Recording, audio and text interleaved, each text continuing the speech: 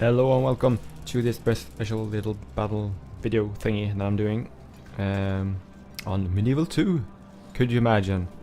One of my it's not my favorite Total War game, but I mean, we all like different things, but yeah, I've never really gotten into it actually. I like that it's more detailed and stuff like that, but yeah. But anyway, I thought I would bring you some content from that classic game, and I've actually been playing the Americas campaign on my own time, and I'm playing as the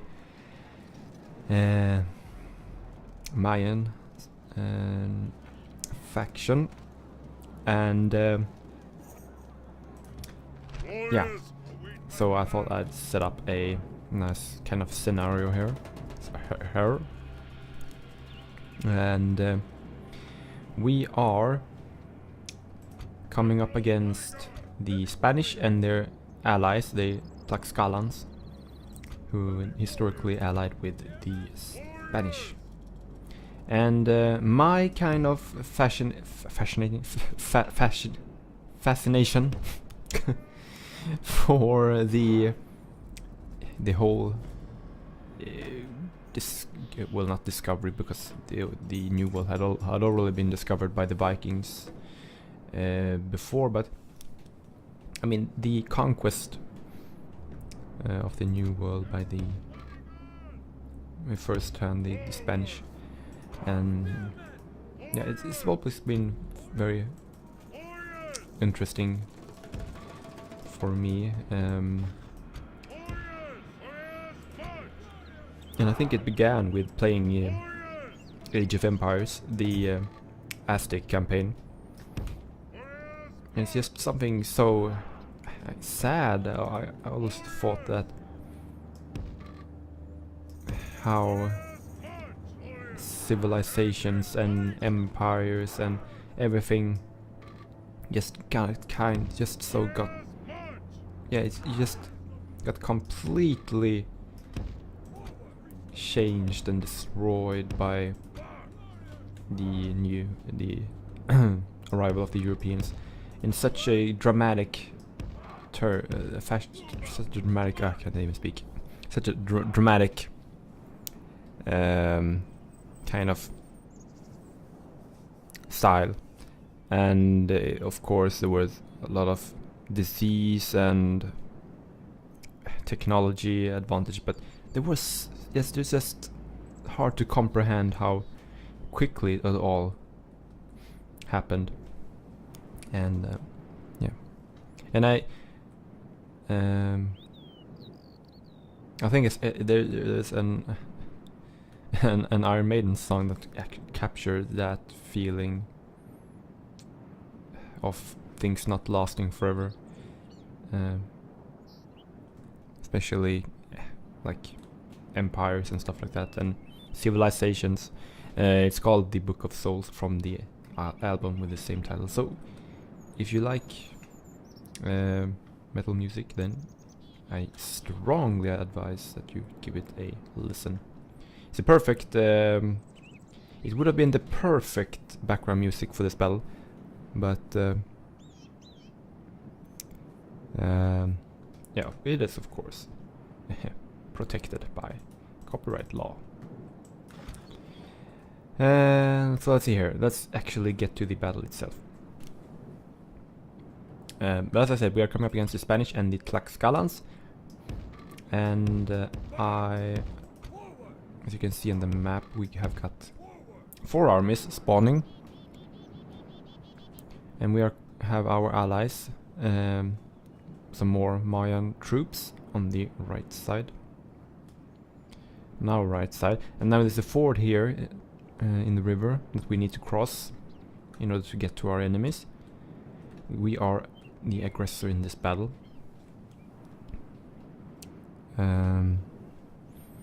and so yeah, we just have to take the fight to the enemy and crush the Spanish invasion force here. And also make the Tlaxcalans pay heavily for their betrayal in siding with the Europeans. So here we go.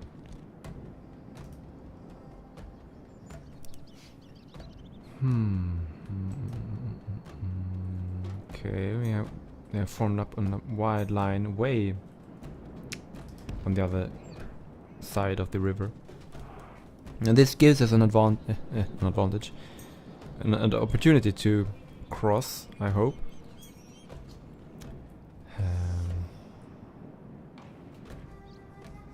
As we advance on the ford.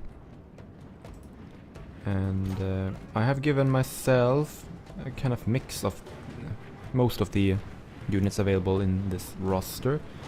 We have our General's Bodyguard, the Supreme War Captain's Guard, Heavy Infantry, of course all of the mine units don't really have the equipment to match the Spanish, but we do have a few more numbers on our side.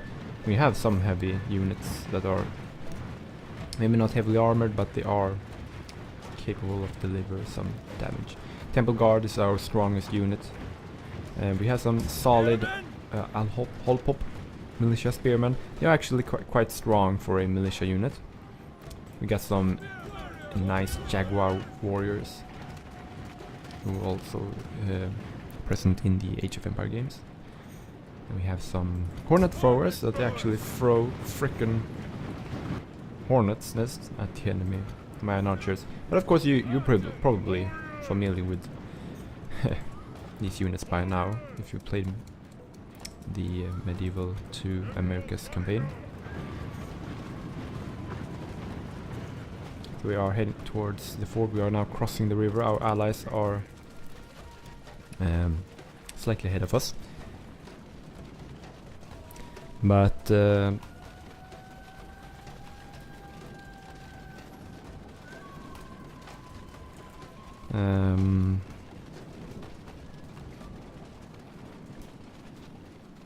yeah, let's see here. We have the Spanish on the right side forming up. They are actually started to fire at us, so let's try and reposition here. As you can tell by the sunlight here, the sun is fading. It is sunset, and we will want to get the bloody business of the day over with before it gets too dark, so that we can celebrate.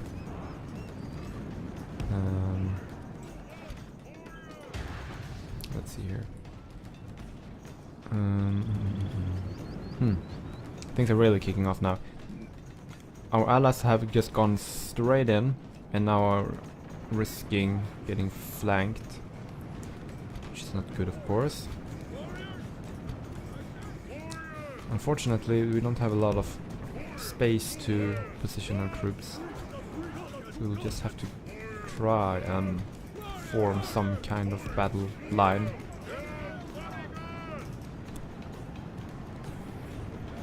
And I think we're gonna. I will try and support my allies' left section and this area here, and then let's see if we can kind of run around on the right side. We will need some troops over here now. Balance of power is more so in their favor than ours. But maybe we could power through on this side, and then they would maybe gain the upper hand on the left side. But yeah, let's see here. Our captain is keeping back. Okay, you guys are going straight into the mix without going that way. That's not really what I wanted. Let's see if we can direct one of the Temple Guard units. Get them to actually flank.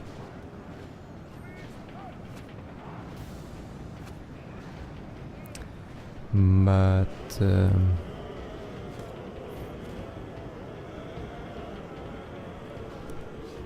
let's see here. No. No, they are. Our brave warriors have slain our foes. We have killed now his the Spanish general. They can't get through there, but they can. I don't know. I'm afraid that there's not really room for much maneuver here. But let's just help our allies before they disappear. What else do we have here? Let's get all of our remaining melee spear troops up. Hornets throwers, you can actually get around here on the left side. Let's see here. Still a lot of Tlaxcalans left. Spanish have suffered quite a bit actually. But they do have they have some units on the hill actually. Okay. Wow. But maybe we could sneak the Temple Guard around. Let's see here. They have got the musketeers, crossbowmen, valuable but also vulnerable missile units. Let's see if we can catch them with the Temple Guard or possibly flank. We of course wouldn't want them firing into the back of our Temple Guard unit, so we may need to try and chase them down. Let's see here, we got fair few units routing, flags flashing. Our foes were fools to raise their fists. Oh, that's actually in our favor. Oh, right, I thought we were the blue. Sure. Looks like the Tlaxcalan forces are now starting to waver as well. We have a few Spanish forces dotted here and there, but let's see here. They are now chasing down the musketeers. Oh, that's just terrible. Can you imagine seeing that coming towards you? That's actually pretty scary.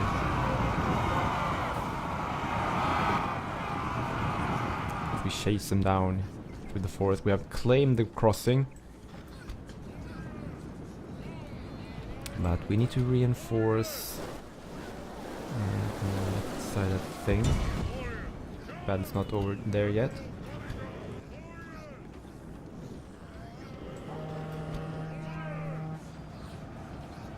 And a few Tlaxcalan units fighting to death. We have bled our foes well. They have few warriors still standing. The Temple Guard is still chasing down the musketeers.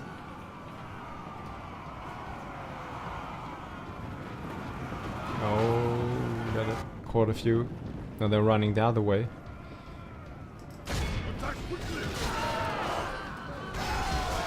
Hitting them with their wooden club with obsidian stones. Jagged obsidian stones covering the edges of the club.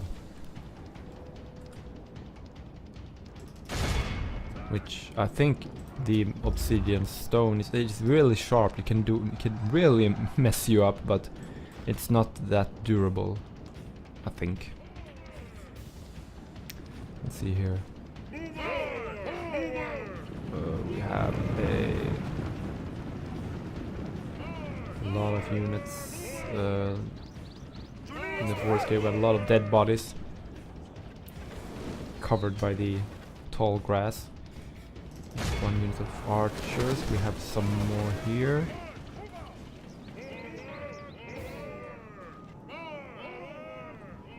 Let's see here.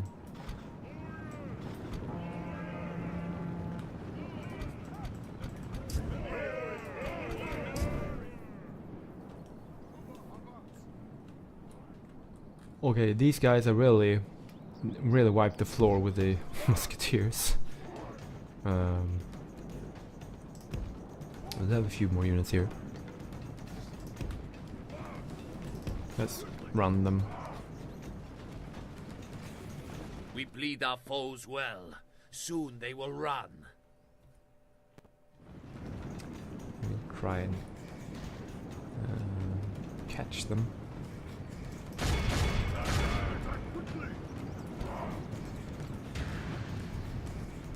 It's really hard keeping an eye on your units now. Warriors. Hunt him and his warriors down.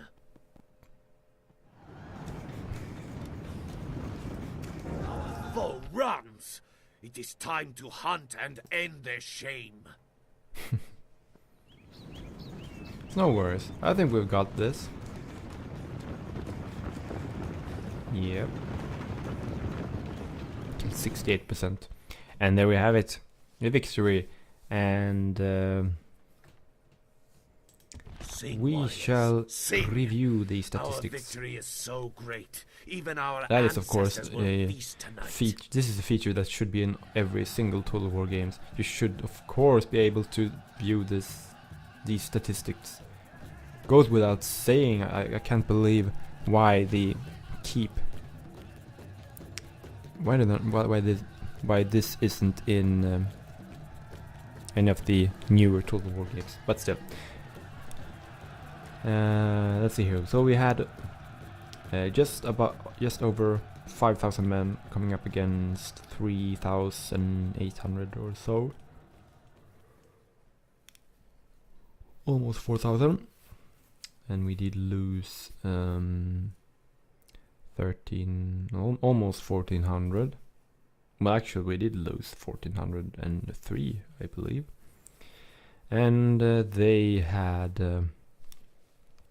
let's see here, they lost about 1,300.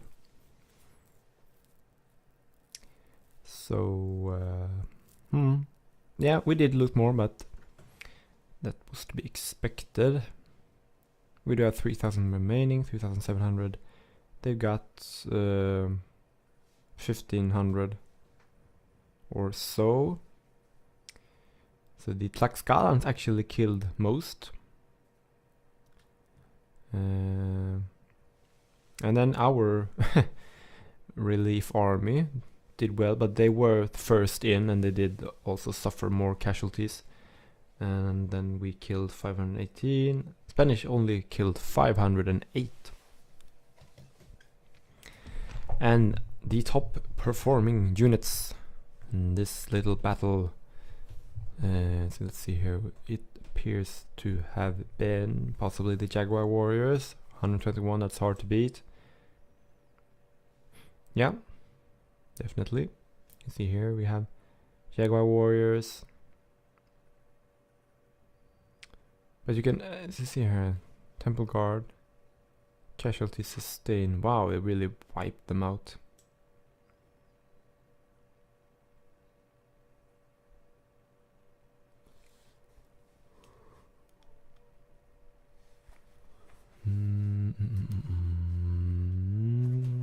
Most casualties taken by the militia, that Jaguar unit, but yeah, I think you can see it's the militia units that really took the casualties.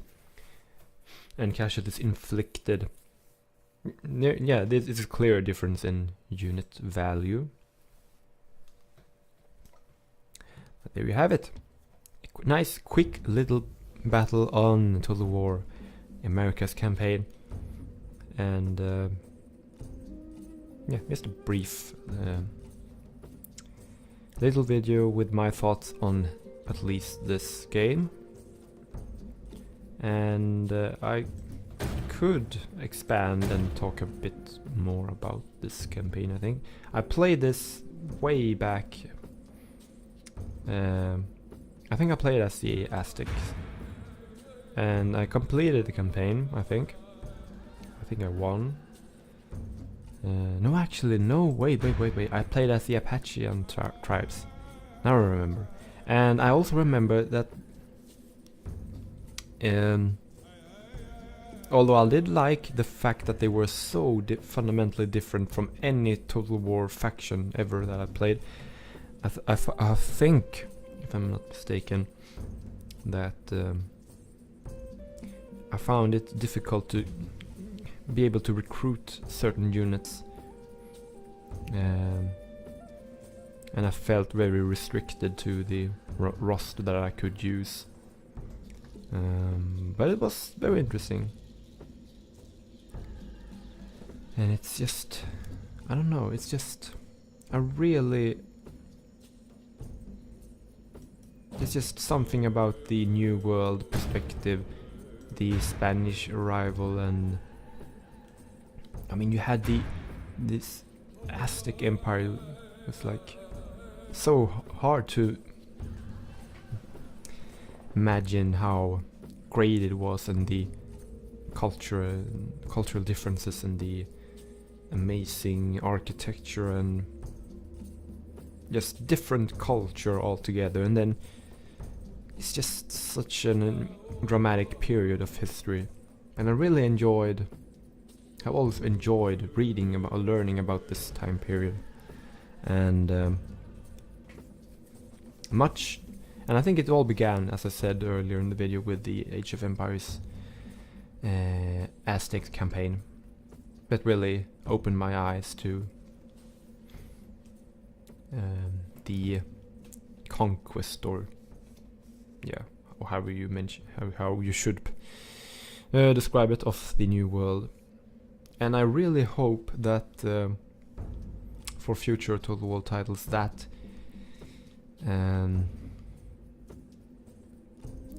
they kind of try and find that a bit more exotic feel to it. I do not want Medieval 3. I don't want another medieval based game, and we don't need more covering Rome or antiquities or Greek factions or stuff like that. That's also been done, and I'm not. I've done a video on this subject actually a long time ago, but I feel like we've done Europe basically. It's been done almost all time periods. Yeah, you could argue that there are certain gaps here and there. You could go into maybe like Renaissance, or starting in Renaissance and moving forward to the development of the early nation states, or not nation states in the true sense, but yeah. Or some people want Victorian Total War. I'm not really interested in that. Really, I mean, yeah, you could make some good games, of course, but I just hope that they move to another part of the world, actually. And I hope that they really can capture that sense of, at least for, this is of course me speaking from a European perspective, or yeah, so of course what's exciting and exotic, which is actually, I don't like using that word, but it's always in the eye of the beholder. What's exotic for me may not be exotic for you, for example, but I would like a game that takes place elsewhere than Europe, and I would like it to showcase us that there is more than just knights in armor and Roman legionaries and mass and massive musket volleys fired from troops in nice bright colored uniforms in line formations. There are more to cover. It's just that it hasn't conflicts in other parts of the war during the history. It hasn't just been given the same attention. So I just hope that they can somehow invoke interest by when in the future they start to announce games or hint about them, that they can, while the game is being developed, generate some kind of historical awareness, because I think that is really key. You can't have a good Total War game without creating a sense of wonder for the history in itself, so that when you actually play the game you realize, oh right, this is that city or that's that faction, and you recognize commanders or you recognize events, stuff like that, and then you can get into that sandbox mode and start changing and start playing with history. I think that's really important, and I think that's why we've seen basically only European-based Total War games. I know we had Empire and of course the America's campaign, as I mentioned, but it's just so much easier when the European history is the dominant historical story to tell, basically. So I just hope that they can dare to bring it outside of Europe and dare to help us, the gaming community, to try and become more involved in other time periods and in other parts of the world, so that you can create that historical, so that both the nerd for history and the nerd for gaming becomes equally excited. I think that's what you need. And when you can combine those two, then there are still a lot of titles, historical Total War titles to be made. And yeah, that's just my opinion. So feel free to share your opinion in the comment section below. And I wasn't really planning on discussing this, but it just sort of, yeah, it felt natural in a way. And so this kind of the conflict between Aztecs, Mayans, and Spanish, stuff like that, the new world versus the old, that's always been such an interesting period that I like to study. And there are more, but I'm just also curious, what other parts of history or outside Europe have you always been fascinated by, and what kind of and what would you like to see in a future Total War game, if we are talking outside Europe? How far back in time do you think we will be able to go? Could we perhaps even go past Bronze Age or something like that, into the dawn of civilization itself? Or should we maybe keep with the more established timelines, but just move the geographical location? Or yeah,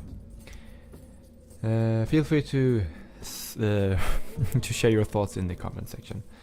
And I really appreciate if you listen through all of this ramble.